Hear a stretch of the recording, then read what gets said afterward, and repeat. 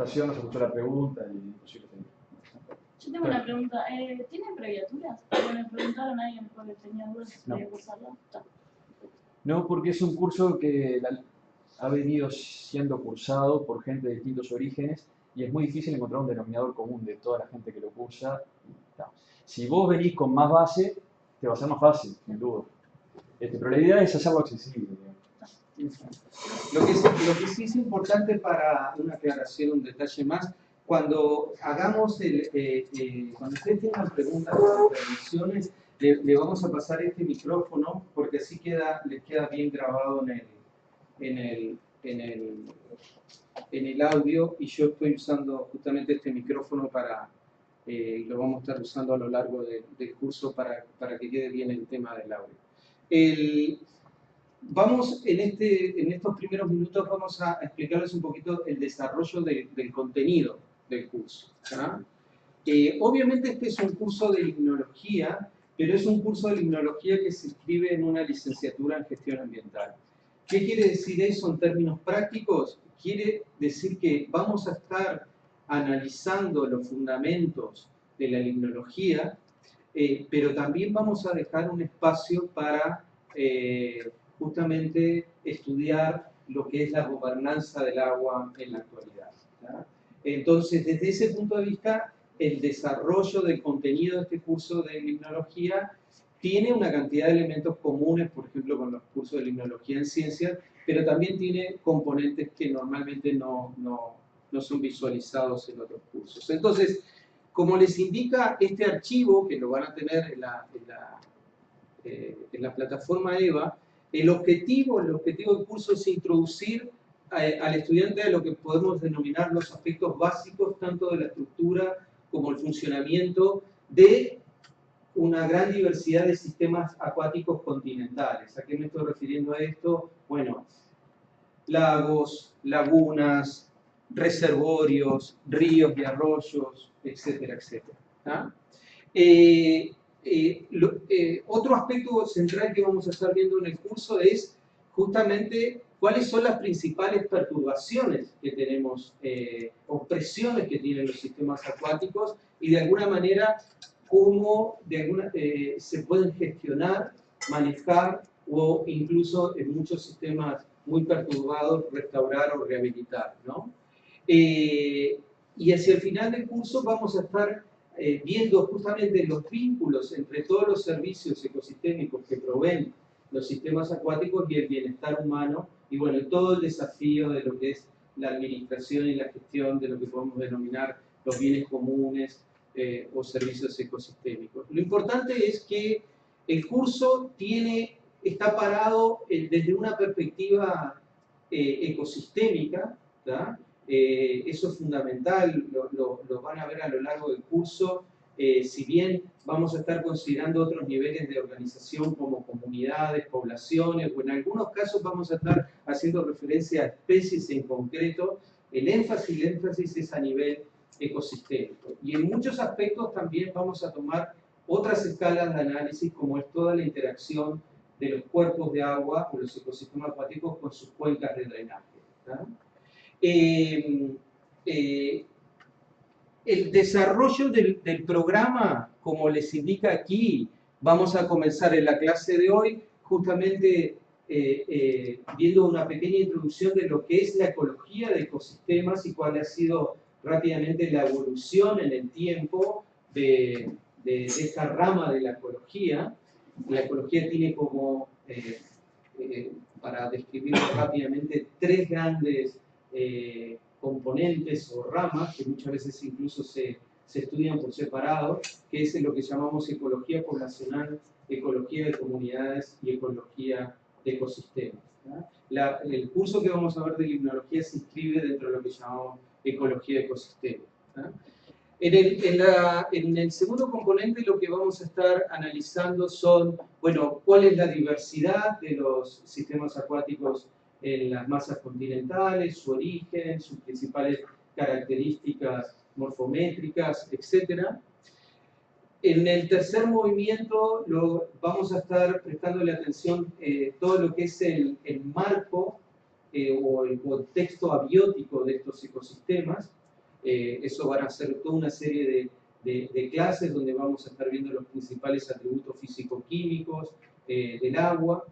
Y luego vamos a entrar en el punto 4 en el punto 4 y el punto 5 a analizar todos los componentes bióticos de estos ecosistemas, cómo se interrelacionan entre sí y a su vez qué vínculos o relaciones existen entre estos componentes bióticos y los componentes abióticos, ¿no?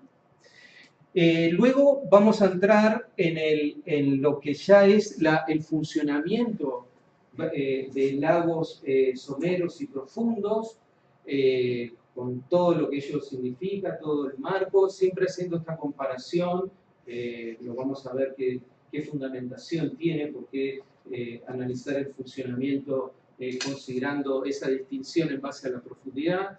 Luego vamos a estar analizando el marco de estructura y funcionamiento de sistemas de aguas corrientes, que es mucho más complejo y tal vez tiene menos síntesis que en el caso anterior, ¿ah?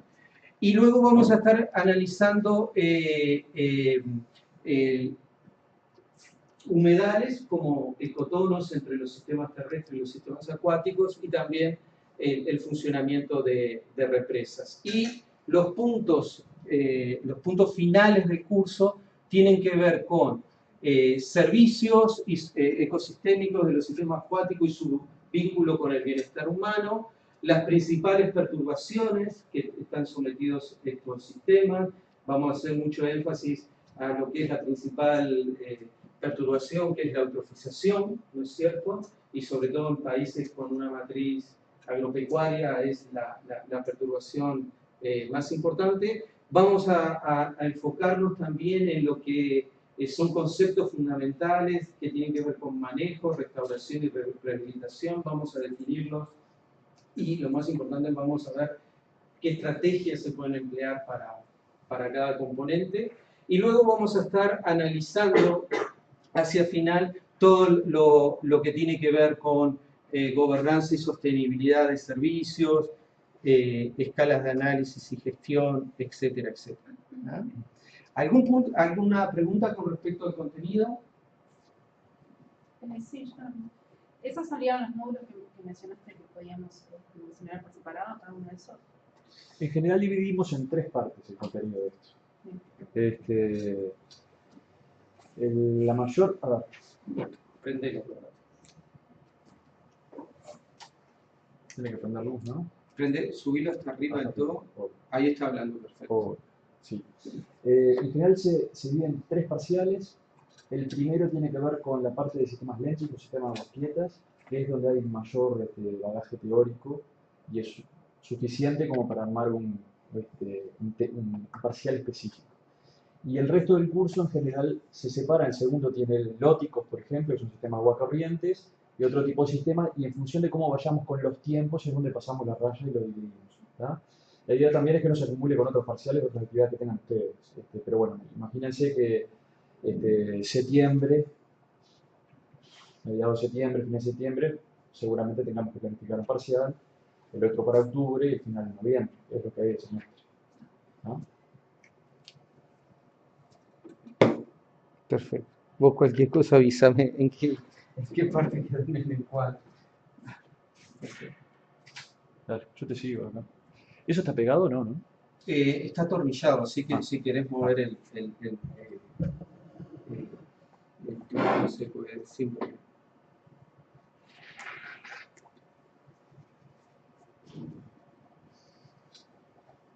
Mientras aprovecho, vieron que el horario que nos fijaron es diferente para los martes que para los jueves.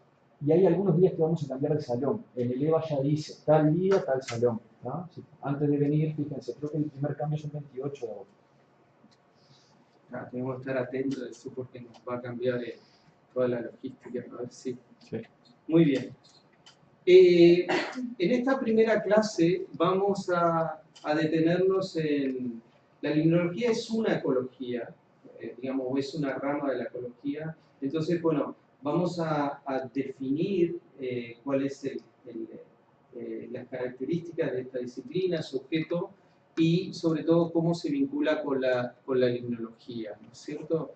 Bueno, como ustedes ya saben, la ecología, si analizamos la base etimológica del término, viene del concepto oikos, que en griego significa casa de familia o casa, ¿tá? Y obviamente es el estudio de esa casa de familia o de ese entorno, ¿no? Está haciendo referencia justamente al soporte donde, digamos, un conjunto de organismos o comunidades viven o se desarrollan.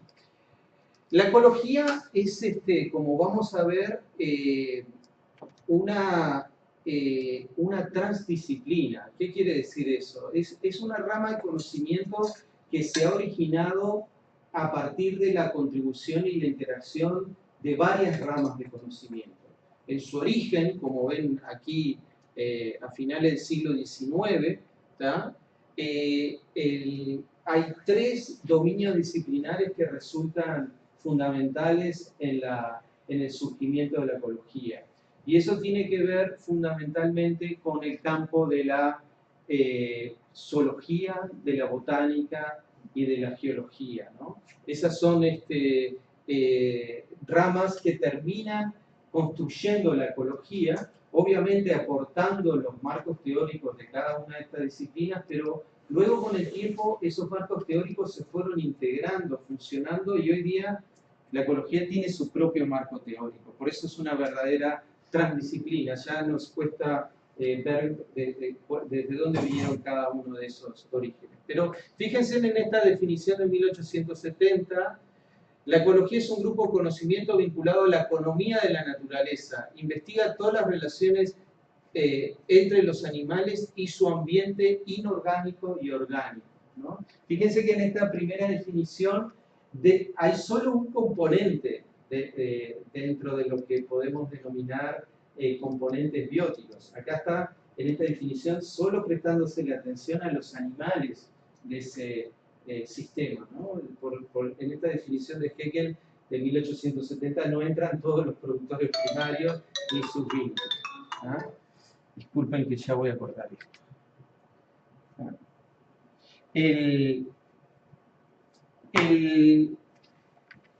En 1890 se reconocen 3 divisiones en el campo de lo que podemos denominar las ciencias biológicas. Fíjense que en esos años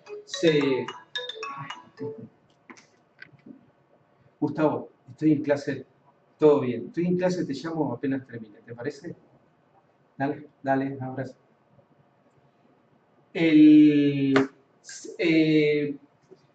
Se reconocen 3 divisiones en lo que es el marco de las ciencias biológicas, y esas ramas es lo que hoy denominamos la morfología, la fisiología y la ecología. Fíjense qué agrupamiento tan particular de las ciencias biológicas, ¿no? Totalmente diferente a lo que es en la actualidad. Obviamente en la actualidad involucra una diversidad enorme, producto de una cantidad de temas y especializaciones. Ya luego comienzan a aparecer definiciones de la ecología mucho más tarde en el tiempo, y podemos tomar esta de Underwater de comienzo de la década de los 60, que justamente, fíjense que define a la ecología como el estudio científico de la distribución y abundancia de los organismos. Esta es una definición de lo que hoy, digamos, podemos definir como la ecología de las poblaciones. Y unos años más tarde tenemos esta definición de Odum, un investigador, en realidad son 2 hermanos, y podemos considerarlos a ellos los padres de la ecología de ecosistemas. De hecho, los hermanos son los que traen la teoría general del sistema del campo de la ecología, y ellos simplemente la definen como el estudio de la estructura y función de la naturaleza. Fíjense que posteriormente en el tiempo, como esta definición de Krebs de 1972, fíjense que sigue enfatizándose en el análisis de algunos niveles de organización, porque aquí se dice la ecología es el estudio de los procesos que regulan la distribución y la abundancia de los organismos y la interacción entre ellos, ¿no? Es decir, acá hay un énfasis muy claro en lo que podrían ser áreas de la ecología de poblaciones o la ecología de comunidades, pero además analiza cómo los organismos influyen en el transporte y transformación de la energía y la materia de la biosfera. ¿Ah? ¿Qué definición operativa vamos a tomar nosotros? Bueno, la que está aquí indicada en rojo. El objeto de la ecología es comprender los principios que gobiernan tanto la estructura como el funcionamiento de los ecosistemas en general. ¿Ah? Obviamente, este curso fuente de énfasis en lo que son ecosistemas acuáticos, pero hay muchos de estos principios que son universales, no se restringen exclusivamente a ecosistemas acuáticos, son principios generales de la ecología o de la ecología de ecosistemas. ¿Ah? Un elemento importante es, digamos que muchas veces se confunden, es justamente cuál es el ámbito de la ecología como ciencia y cuál es el ámbito del ecologismo, ¿no? La disciplina no debe confundirse con el ecologismo o el ambientalismo, en el sentido que, bueno, la ecología obviamente es un campo de la ciencia, es un área de conocimiento y tiene una cantidad de principios sobre los cuales se construye su marco teórico, ¿no? Que incluso algunos principios son propios de lo que es la biología, otros de la física y de la química. Cuando estamos hablando de ecologismo, básicamente estamos en otro ámbito que es el que justamente explora o trata de identificar estrategias, regulaciones, políticas en su sentido más amplio, ya sea para la conservación de estos propios ecosistemas o para maximizar la obtención de algunos bienes o servicios de estos ecosistemas. ¿Ah? Ahora, un elemento interesante es por qué es relevante estudiar ecología, ¿no? No sé si hicieron esta pregunta antes de venir al curso. Una consulta dentro que me quedó de lo que... ¿Para qué te vamos a pasar él?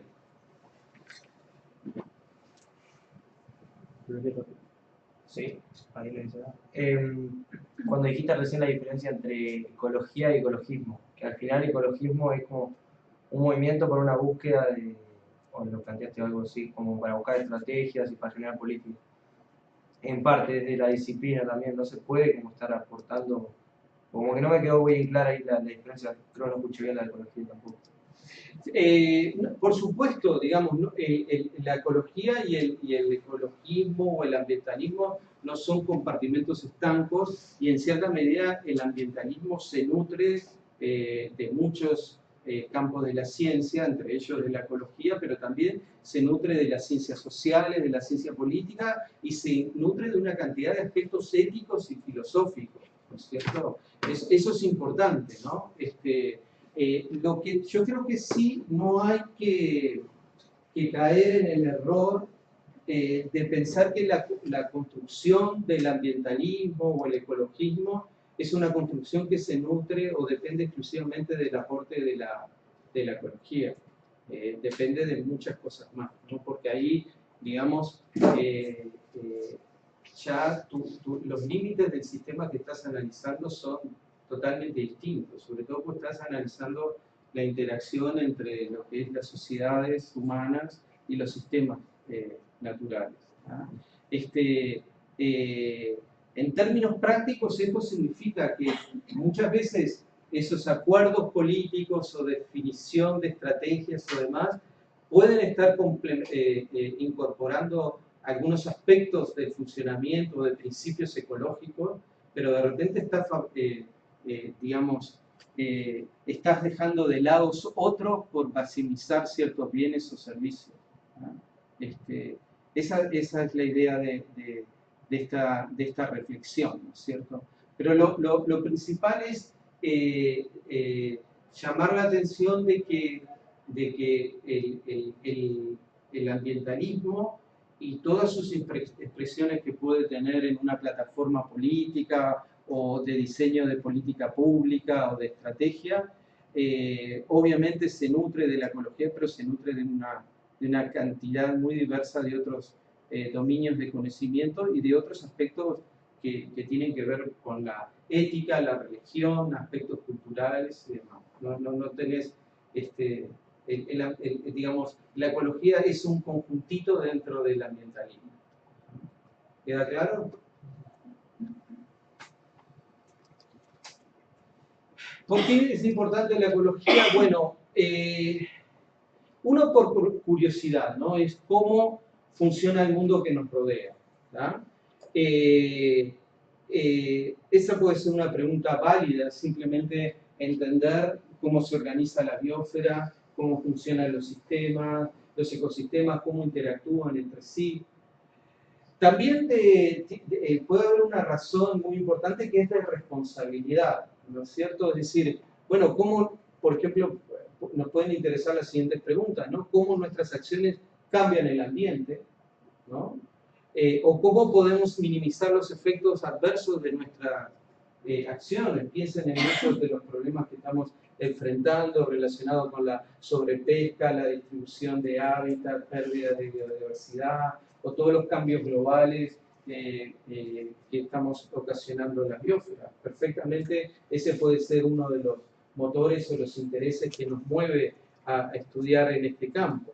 También puede haber otra razón que es, bueno, tomar a los ecosistemas como un modelo de análisis donde, bueno, también nos interesa entender cómo muchos organismos o muchos ecosistemas han permanecido en la historia del planeta y han sobrevivido, por ejemplo, grandes catástrofes a lo largo de la historia del planeta, ¿no? Sobre todo, algunos de esos aspectos pueden ser interesantes para entender, bueno, cómo sobrellevar los desafíos que estamos enfrentando, ¿no? O cómo, por ejemplo, podemos responder a esta necesidad tan básica con el crecimiento poblacional que estamos teniendo, ¿no? Cómo continuar alimentando una población con la tasa de crecimiento que tiene en la actualidad. Fíjense en ese sentido que en un trabajo reciente de la FAO, editado el año pasado, demuestra que efectivamente la estabilización de la población no va a ocurrir en el 2050, sino que va a ocurrir recién en el 2100. Y la población no va a llegar a 10.000 millones de personas, sino que va a llegar a 11.5 mil millones de personas. Eso significa, en términos prácticos, que hay que producir más de 40% de alimentos de lo que producimos actualmente. Y bueno, es un gran desafío cómo hacemos para producir ese 40% más de alimento de lo que producimos actualmente. Pero después hay otro dato muy interesante, y es que ese mismo reporte les trae un análisis donde se analizan varias partes del mundo cuánto del alimento que se genera a nivel de un predio, ¿no?, efectivamente llega al consumidor. Y ahí hay una pérdida que es del 40%, ¿no? Es interesante, ¿no? De lo que se produce y que lo que efectivamente llega uno a consumirse, casi el 40% se pierde. Esto es como la producción de agua potable en la zona metropolitana, ¿no? Que lo que se genera allá en agua corriente y lo que efectivamente se consume, hay casi una pérdida que es del 50%.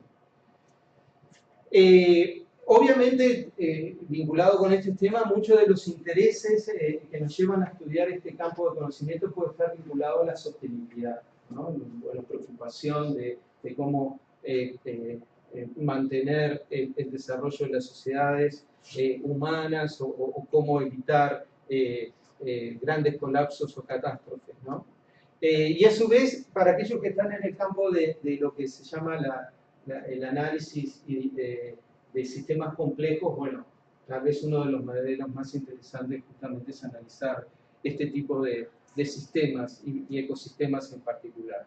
Ahora, la ecología como área de conocimiento se alimenta de una cantidad de otras áreas de conocimiento. Aquí aparecen algunas: la hidrología, la ciencia de la atmósfera, la geología, la etología, la ciencia que estudia el comportamiento de los organismos, la bioquímica, la fisiología, la genética, y en realidad este esquema solamente incluye alguna de las ramas de conocimiento. Esto es mucho más, es más complejo. Lo que sí es importante, y eso lo vamos a estar viendo a lo largo del curso, es que, digamos, independientemente de qué dominio disciplinar vengan los aportes, hay tres grandes mecanismos de generación de conocimiento, ¿no?, en la ecología. Uno es la evidencia empírica o la observación de la naturaleza, estar estudiando patrones, etcétera, tratar de entender cambios a lo largo del tiempo, del espacio. Tenemos a su vez otro mecanismo de generación de conocimiento que es muy importante, que es la experimentación. Y cuando estamos hablando de experimentación, podemos estar hablando de experimentación en el laboratorio o experimentación en un propio ecosistema, ¿no es cierto? Y vamos a ver distintos ejemplos de experimentación para que vean que aquí hay una diversidad de posibilidades enormes, ¿no? Y a su vez tenemos otro canal de generación de conocimiento, que es la modelación matemática, o lo que muchos llaman los experimentos de simulación numérica, ¿no? En muchos de los marcos teóricos que nosotros vamos a estar viendo cuando analicemos, por ejemplo, el funcionamiento de lagos o el funcionamiento del río, en realidad lo que vamos a estar viendo son teorías que de alguna manera se han construido con el aporte de estas tres fuentes de conocimiento, ¿no? Ahora, un aspecto fundamental a tener en cuenta, y que de alguna manera lo estamos recorriendo en el curso, son cuáles son todos los niveles de organización que vamos a estar analizando, ¿no? Y bueno, los niveles de organización son desde el átomo hasta la propia biosfera. Obviamente, en el desarrollo de este curso, de forma muy tangencial vamos a estar refiriéndonos a temas vinculados a estos niveles, pero sí, seguramente vamos a estar haciendo referencia en el medio abiótico a ciertos aspectos que se vinculan con el nivel molecular o atómico, pero los niveles de organización que vamos a estar incluyendo en el desarrollo de este curso tiene que ver con el nivel poblacional, con el nivel comunitario, ecosistémico, biomas y biosfera, ¿tá? Cuando hablamos del nivel poblacional, lo que nos estamos refiriendo es al conjunto de individuos que se reproducen y se interaccionan entre sí. Esto es lo que muchas veces está detrás de la definición de una especie, ¿no? Es una población de individuos que interaccionan entre sí y que son capaces de reproducirse entre sí. Pero a su vez vamos a estar también muy centrados en el nivel de comunidad, que es grupo de poblaciones que interaccionan, ¿tá?, en un espacio y tiempo dado. Y esas interacciones tienen que ver con lo que llamamos interacciones directas, como la predación, la competencia, la herbivoría, el mutualismo, y vamos también a estar analizando en el curso interacciones que son indirectas, ¿tá?, cascadas tróficas, competencia aparente, etc. El centro de atención está acá, a nivel de ecosistemas, y eso justamente es un sistema que está integrado por un conjunto de comunidades y su entorno abiótico, ¿ah? Cuando estamos hablando de biomas, de lo que estamos hablando son de grandes áreas del planeta que comparten una serie de características comunes, fundamentalmente en términos de condiciones climáticas y de vegetación. ¿Qué bioma conocen ustedes? Sí. La selva, la sabana, la tundra, ¿tá? En realidad el bioma es un conjunto de ecosistemas, pero dentro de esa región del planeta nosotros identificamos determinada comunidad, sobre todo de productores primarios, que dominan amplias regiones del paisaje, ¿no? Piensen nomás en las praderas, en todo lo que es el Uruguay y parte de Argentina, ¿ah? O por ejemplo la cuenca amazónica, lo que es la selva tropical lluviosa. ¿Ah? Y por último el nivel de la biosfera, que bueno, justamente cuando podemos estar analizando procesos a cambio a nivel global, como todo el ciclo del carbono y todos los intercambios entre los distintos compartimentos. ¿Ah? Ahora, lo importante es que estos niveles de organización, y estos son los que justamente vamos a estar analizando a lo largo de este curso, que son propios, de la ecología, ¿ah? Lo importante es que cada uno de estos niveles tienen propiedades que son característicos de cada nivel, ¿verdad? Y a su vez tenemos propiedades que no podemos deducir simplemente por la suma de las partes, ¿verdad? Esas propiedades se llaman propiedades emergentes, ¿verdad? Por ejemplo, cuando nosotros estamos a nivel comunitario, un ejemplo de propiedad emergente es la diversidad, ¿verdad? ¿Y por qué la diversidad es una propiedad emergente que no la podemos estudiar o analizar desde el nivel poblacional? Porque la diversidad es un concepto que involucra riqueza de especies, pero a su vez relaciones de abundancia entre las especies. La diversidad tiene dos componentes, lo que es la riqueza específica y lo que se llama la equitatividad. ¿Ah? Y bueno, esos dos componentes los podemos estar analizando en el nivel comunitario, porque ahí tenemos nuestro límite del sistema, incluye a todas las especies y nos permite evaluar las relaciones de abundancia que hay entre los mismos. ¿Ah? Eso es una propiedad emergente, que aparece en este nivel, pero no está en los niveles inferiores. ¿Se entiende? Muy bien.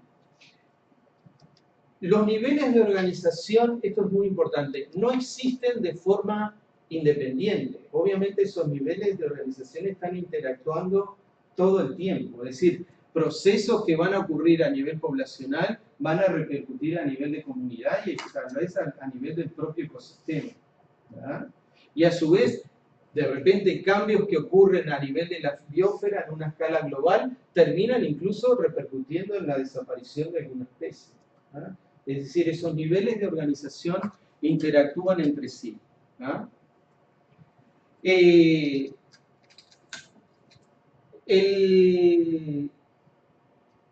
Eso es un aspecto importante, ¿no?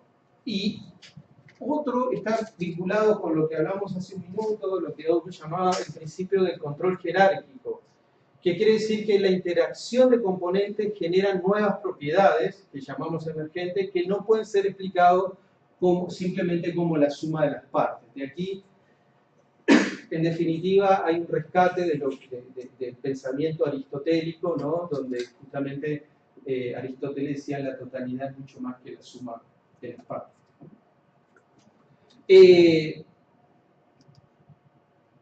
Entonces, desde la perspectiva de este curso, lo importante es que vamos a estar considerando un conjunto de niveles de organización, pero el énfasis está en el enfoque ecosistémico. ¿Ah?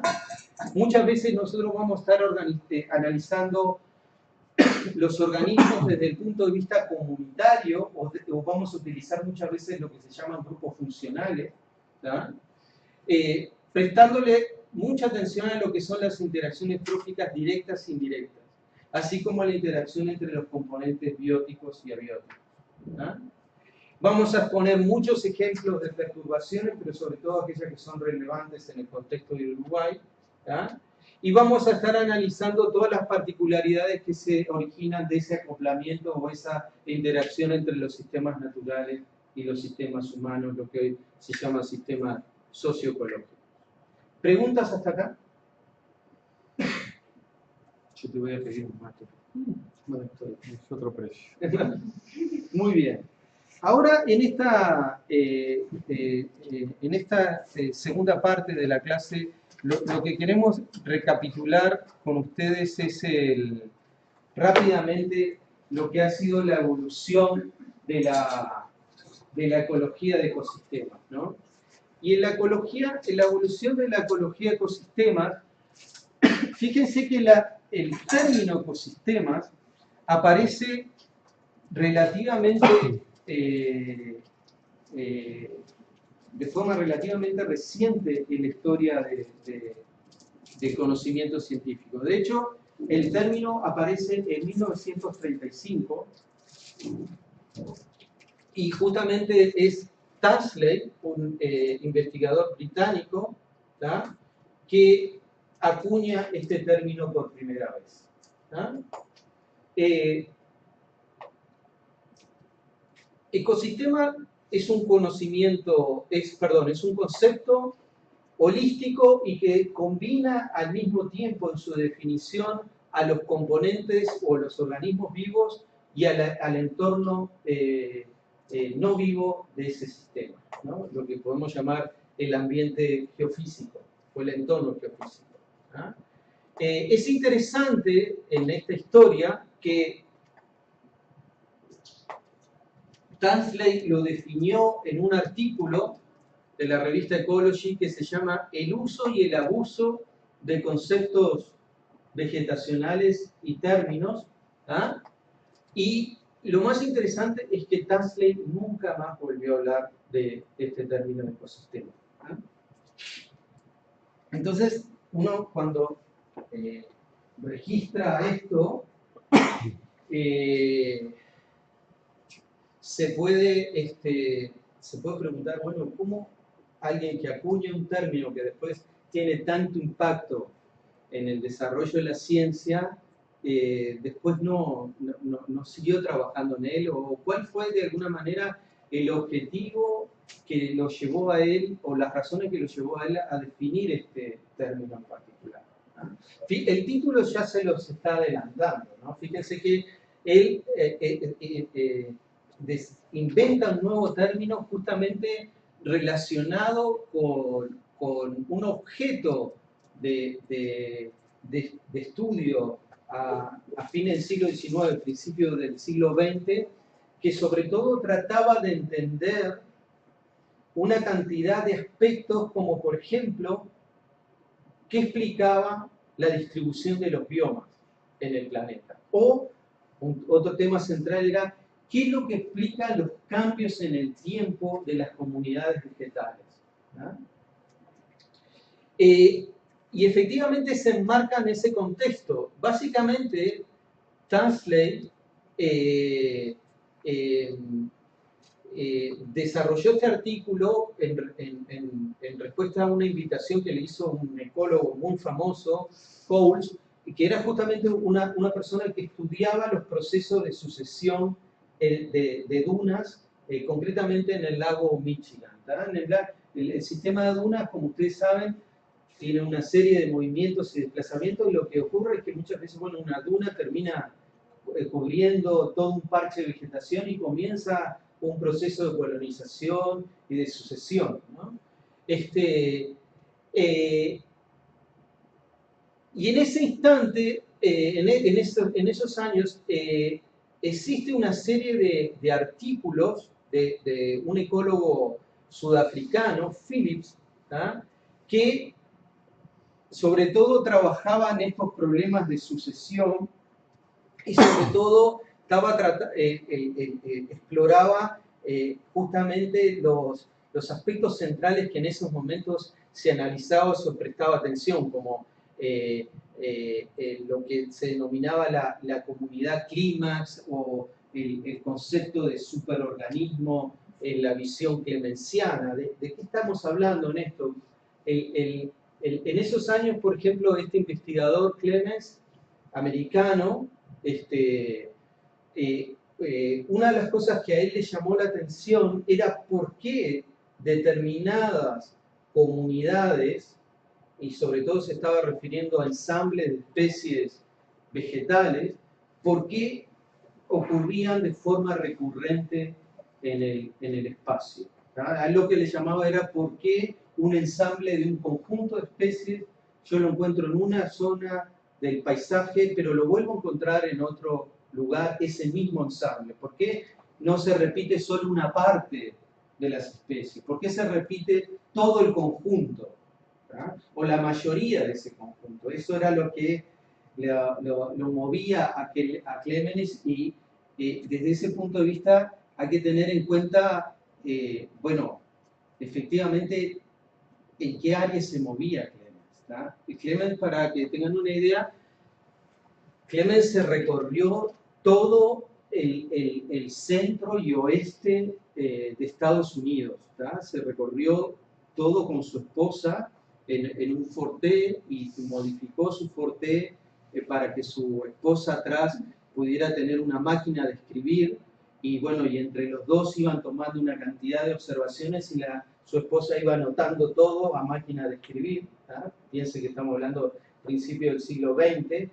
¿Por qué es importante este detalle? Porque Clemens hizo una serie de reflexiones sobre un paisaje que en ese momento tenía muy poca perturbación. Muchos de los sectores que analizó Clemens todavía no había llegado al desarrollo de la agricultura. Obviamente, él también recorrió áreas que habían sido muy transformadas por la agricultura, pero tuvo la posibilidad de analizar grandes áreas del paisaje sin mayores alteraciones, más allá de la desaparición de los búfalos y una serie de cosas más. Entonces, Clemens en ese momento una figura central en el campo de la ecología, y este autor sudafricano trata de llevar y de analizar estos conceptos, obviamente, en muchos de los ecosistemas que a Phillips le interesaban. ¿No? Y en esos trabajos, una de las cosas que pasó es que Tansley se enojó mucho. ¿No? Y de hecho fue el motor que lo llevó al desarrollo del concepto. Lo que le molestaba a Tansley era la forma tan poco precisa y liviana que utilizaba los distintos conceptos. Pero en esa calentura que tenía Tansley, se dio cuenta que había un problema, que cuando estaban hablando de todos estos mecanismos de sucesión, si las comunidades eran un superorganismo, y si una comunidad, a medida que transcurriera el tiempo y en ausencia de perturbación, necesariamente llegaba a una única conformación, que es lo que se llama el clímax. El clímax en la ecología vegetal se refiere a eso, que las comunidades en ausencia de perturbación, fuego o perturbaciones de origen humano, evoluciona hacia una configuración. ¿No? Eso es lo que se llama clímax. Ahí dentro de la seguramente esto la gente de diseño paisaje lo ha estudiado. Dentro de esto tenés lo que se llama la escuela monoclimáxica o multiclimáxica, cuando hay algunos que piensan que en el paisaje, en ausencia de esos disturbios, la configuración va hacia un solo tipo, y hay otros que sostienen que en realidad se va a distintas conformaciones. ¿No? Pero bueno, en toda esa discusión, obviamente, hay toda una serie de aspectos que están analizando interacciones entre los organismos, en este caso las especies vegetales, y el entorno abiótico. ¿No? Y bueno, cuando uno analiza ese conjunto, ¿cómo lo denominamos? Ese fue el problema en el que cayó Tansley, ¿no? Es decir, bueno, cuando yo estoy analizando este conjunto de poblaciones vegetales, pero además estoy mirando la relación con la topografía, la profundidad del suelo, la materia orgánica del suelo, los niveles de nutrientes, ¿cómo le llamo ahora a ese sistema? Y no tenía un nombre, y bueno, Tansley dijo, bueno, para evitar problemas y que sigamos con esta confusión de términos, a esto lo llamamos ecosistema. ¿Ah? Desde ese punto de vista, el concepto de ecosistema surge como un argumento teórico, ¿tá? No es el resultado de un estudio técnico y tampoco se presenta como una síntesis de observaciones de campo. Es la resolución de un problema, si se quiere, semántico, ¿no? De cómo llamamos cómo le damos el nombre a algo que no sabemos cómo denominarlo. Y lo interesante es que Tansley nunca más volvió a utilizar su concepto en sus estudios, ¿tá? solamente en algunas revisiones que hizo al final de su carrera.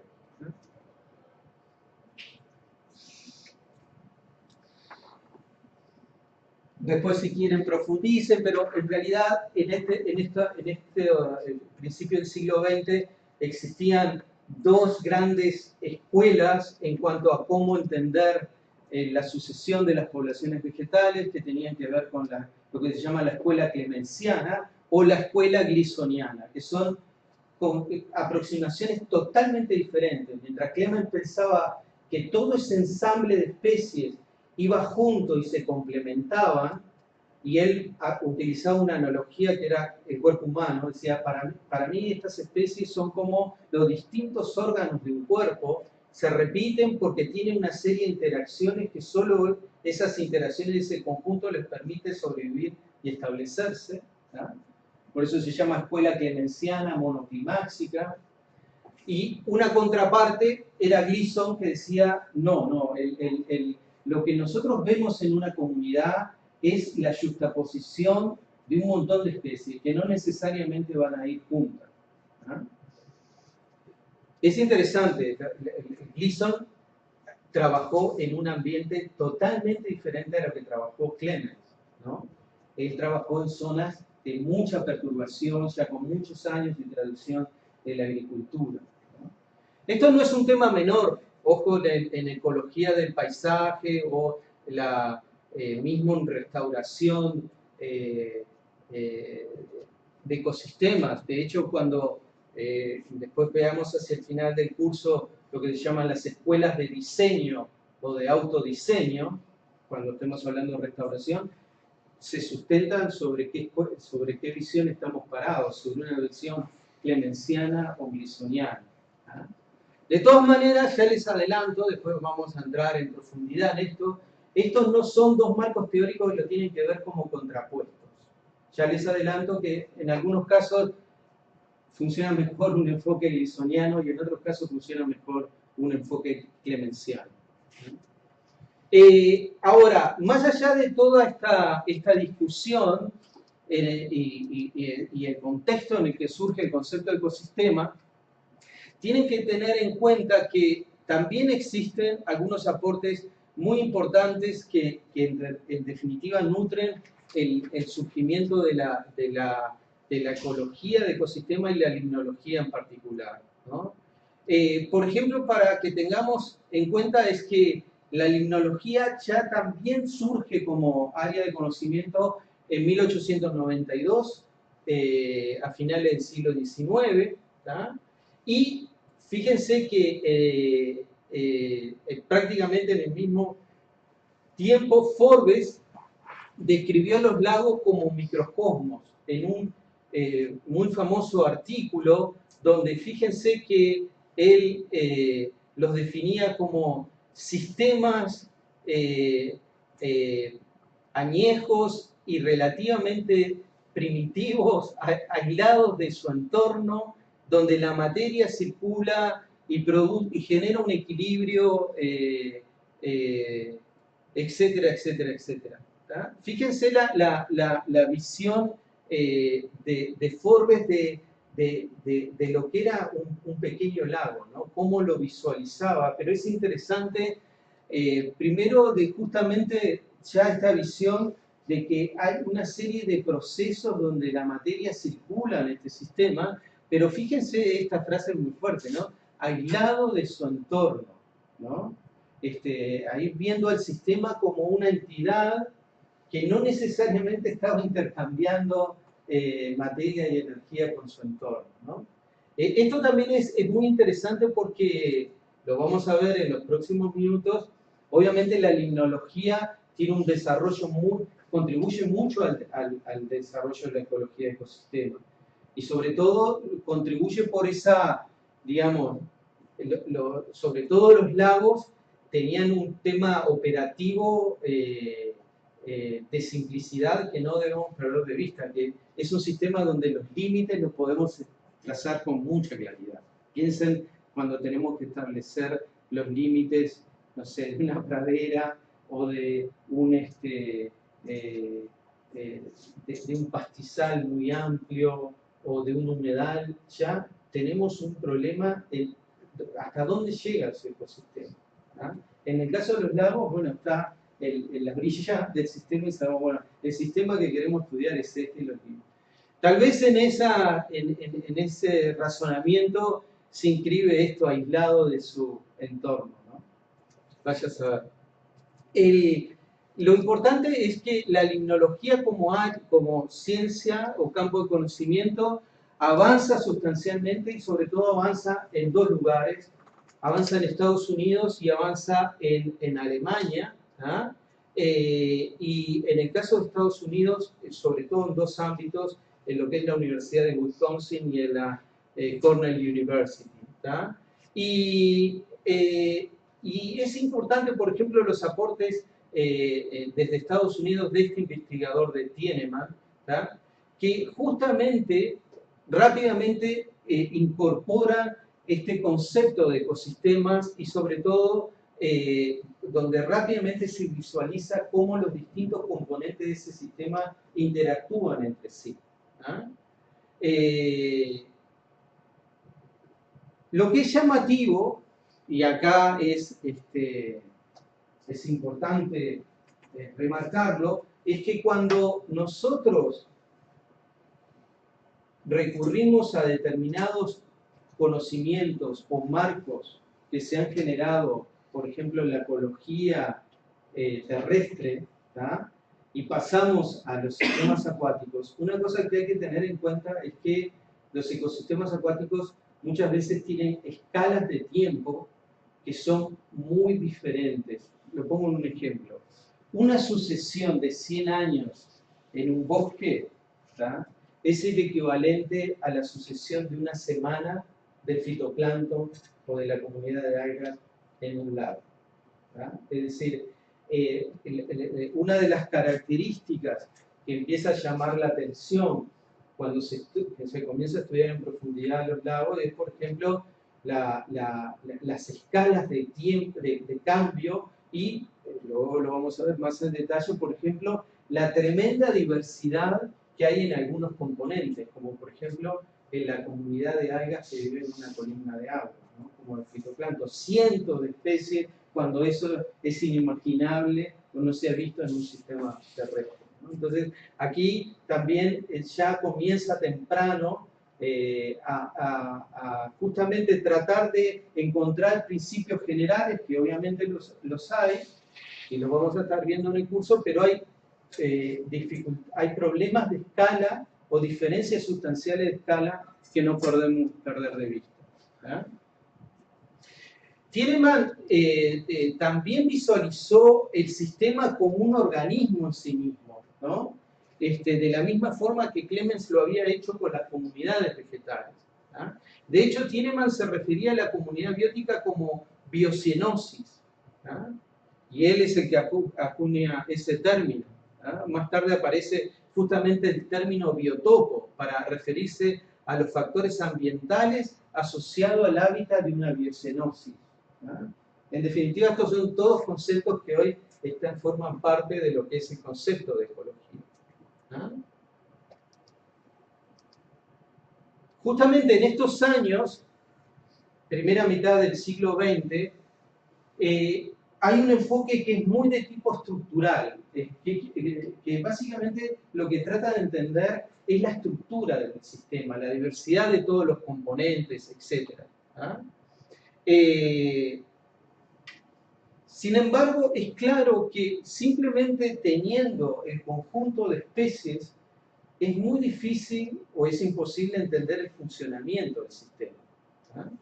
Es decir, a partir de entender toda la diversidad de organismos que están acá, no necesariamente vamos a entender una parte de la estructura del sistema, pero a partir de esa estructura no necesariamente podemos deducir todas las interacciones que tiene el sistema y por lo tanto comprender su funcionamiento. Y cuando estamos hablando de funcionamiento, ¿de qué estamos hablando?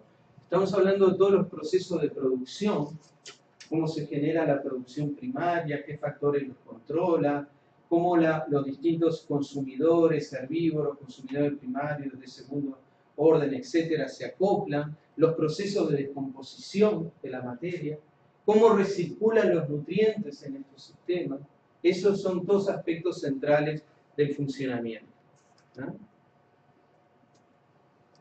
Luego viene un trabajo que realmente es un cambio radical, que es este trabajo de Lindemann, que justamente es a partir de un estudio en este lago Cedar Bog en Minnesota, ¿ah? Y Lindemann hace un estudio que, digamos, representa toda una novedad. Lindemann se toma el trabajo de estudiar un pequeño lago, pero Lindemann colecta muestras de todas las comunidades que hay en el sistema y empieza a analizar al mismo tiempo una serie de atributos de lo que llamamos el entorno abiótico, ¿no? Todo al mismo tiempo, lo cual resultó bastante. Ustedes dirán, pero bueno, ¿qué novedad tiene esto? La novedad es que nadie hacía eso hasta Lindemann, ¿no? Sobre todo por esas tradiciones de la botánica, de la zoología, donde, bueno, llegaba el tipo que colectaba peces o macroinvertebrados, pero no se podía mirar otras cosas en el sistema. Bueno, Lindemann, tuvo una perspectiva totalmente distinta, ¿tá? Y Lindemann es el primero en que realmente toma este concepto de ecosistema y trata de, digamos, en términos rápidos, de bajarlo a tierra. ¿Cómo este concepto me resulta operativo? ¿Ah? Y justamente es el primero que al generar toda esta información se pregunte, bueno, ¿cómo analizo esto para entender los cambios que ocurren entre las distintas poblaciones a lo largo de un año? ¿Qué efecto tiene uno con respecto al otro? Y Lindemann es el primero que empieza a organizar las especies en función de sus hábitos alimenticios, ¿no? Y termina con este famoso diagrama, ¿no?, donde justamente en esa enorme diversidad, fíjense que a veces un solo componente de esto, como predadores bentónicos o protistas o zooplancton o fitoplancton, son cientos de especies. ¿Cómo analizo toda esta información más en estos años, ¿no? Bueno, a Lindemann se le ocurre, vamos a agrupar estas especies funcionalmente y empecemos a analizar las relaciones entre estos grupos funcionales, ¿no? Y bueno, Lindemann, para hacerlo corto, fue el que empezó a generar las bases de cómo estudiar en un sistema toda la transferencia de energía, de materia de energía, y por tanto cómo estudiar la interacción entre los organismos y entre los organismos y su entorno abiótico, ¿no? Y es un cambio sustancial en el desarrollo y en la historia de ecología de ecosistemas. Una cosa que me gustaría investigar, voy para atrás, te lo voy loco, ¿no? No sé cómo falleció Lindemann. Yo creo que murió en la Segunda Guerra Mundial, pero no sé si no murió por razones naturales, pero me parece que terminó muerto en la Segunda Guerra Mundial. El otro gran salto en la ecología de ecosistemas lo generan los hermanos Odum, ¿tá? Y los hermanos Odum, digamos, hacen una contribución muy grande porque justamente son los responsables de lo que es el desembarco de la teoría general de sistemas a el estudio de la ecología, ¿no? Entonces, aquí fíjense que estamos hablando de los años 60, ¿tá? Donde comienza a pensarse a los ecosistemas dentro de este marco, y obviamente ya ahora se mira en la estructura y el funcionamiento de los ecosistemas dentro del marco de los funcionamientos de los sistemas en general, ¿no?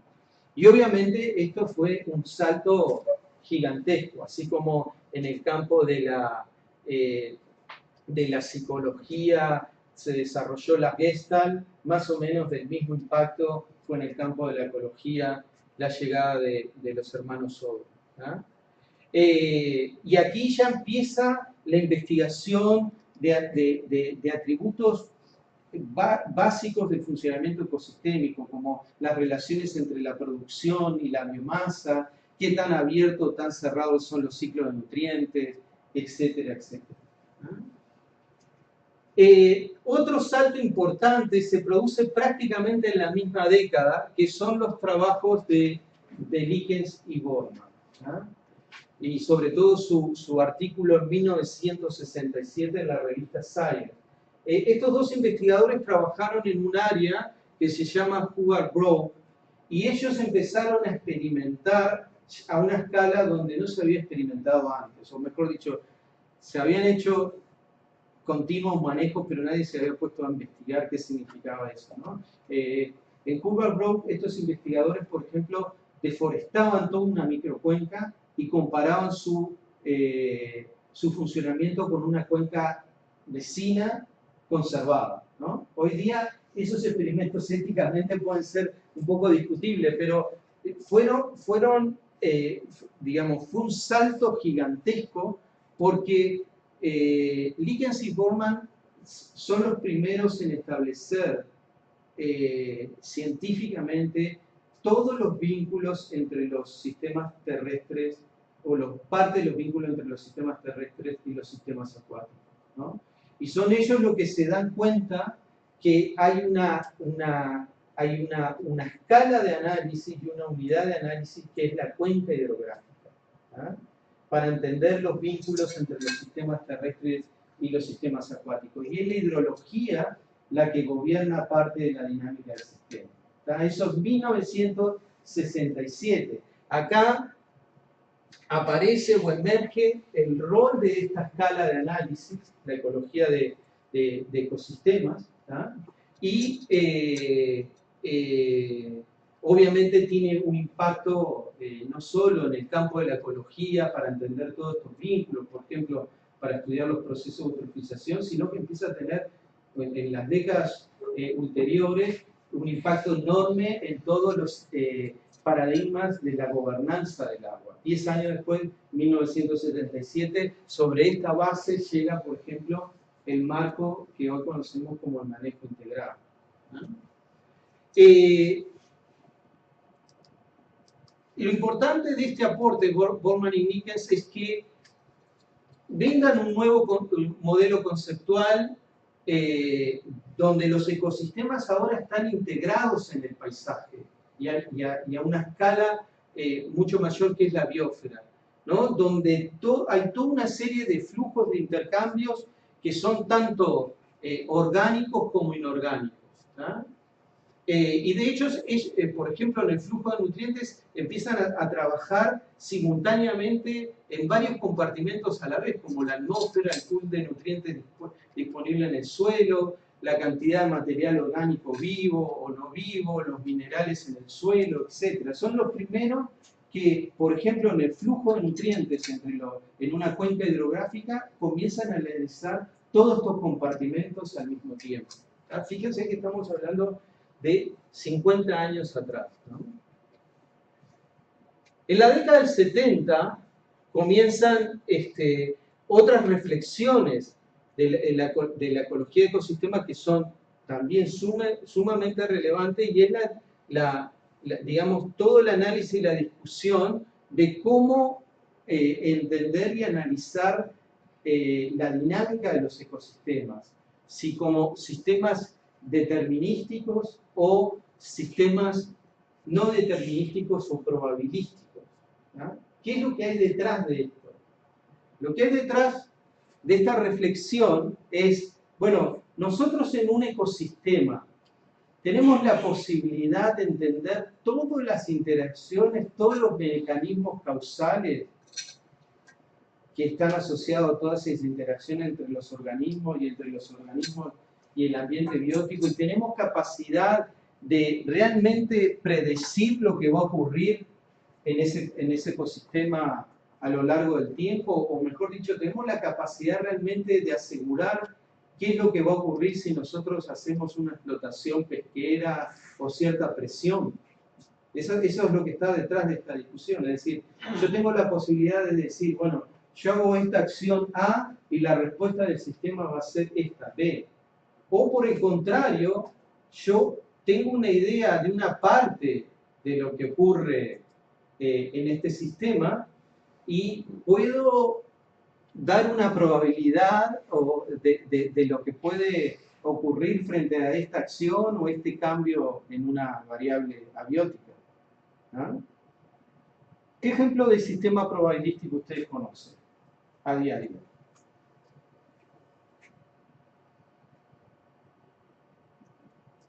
Cambiar. Cambiar. ¿Para qué lo? Cuando se levantan en la mañana, más allá de prepararse el desayuno, el pronóstico del tiempo. Eso es un sistema probabilístico, ¿no? Es decir, ¿por qué es un sistema probabilístico? Porque nos está indicando un comportamiento del sistema con una probabilidad. ¿Ah? De hecho, si ustedes se ponen a buscar en internet, aparece con mucho más detalle, porque dice, bueno, probabilidad de lluvia 60%, ¿no? Estipulación. ¿Cómo? Son estipulaciones, lo que puede suceder. ¿Y por qué no son del 100%? Porque estás a nivel estadístico. Porque hay variables no controlables. Hay variables no controlables y además hay parte de la dinámica de ese sistema que no comprendemos en detalle, ¿no? Y eso es lo que nos limita en la predicción a que sea del 60, del 70%, ¿no? Y no que sea del 100%. ¿no? Y bueno, en este entorno, estamos en la década de los 70, esa discusión desembarca en el sentido de, bueno, de pensar si en un sistema, como puede ser un lago, no solo pensando en la perspectiva de los años 70, sino hacia adelante, es lógico pensar que en un momento yo tengo la capacidad de entender todo el detalle de todas las interacciones que están dentro de este sistema. Y la respuesta es no, digamos, por más que uno avance en el tiempo y cada vez conoce más detalle, como todo sistema complejo, siempre hay una parte que es incertidumbre. Eso sería indeterminismo. Eso es un sistema no determinístico o, si querés, sistema probabilístico.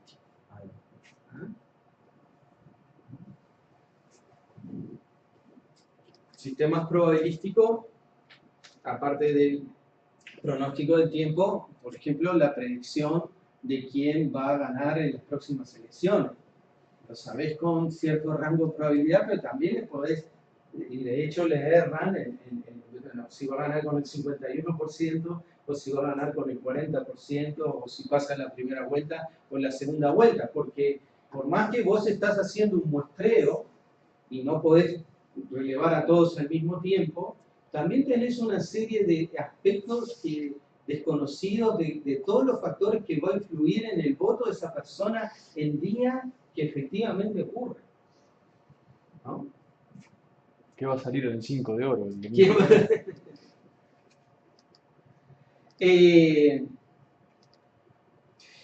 Eso fue en los años 70 era una discusión súper interesante, sobre todo en ese optimismo, viendo la perspectiva de ese optimismo del desarrollo de la ciencia y su capacidad de expansión y realmente en un momento de ese desarrollo de tener esa capacidad de comprender incluso en un lago pequeño como un microcosmos, como decía Forbes, tener la posibilidad de entender todo lo que pasa allá adentro.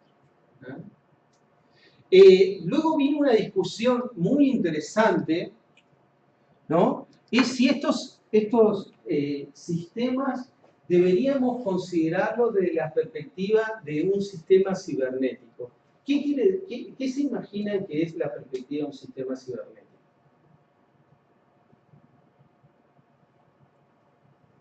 ¿Han escuchado ese término?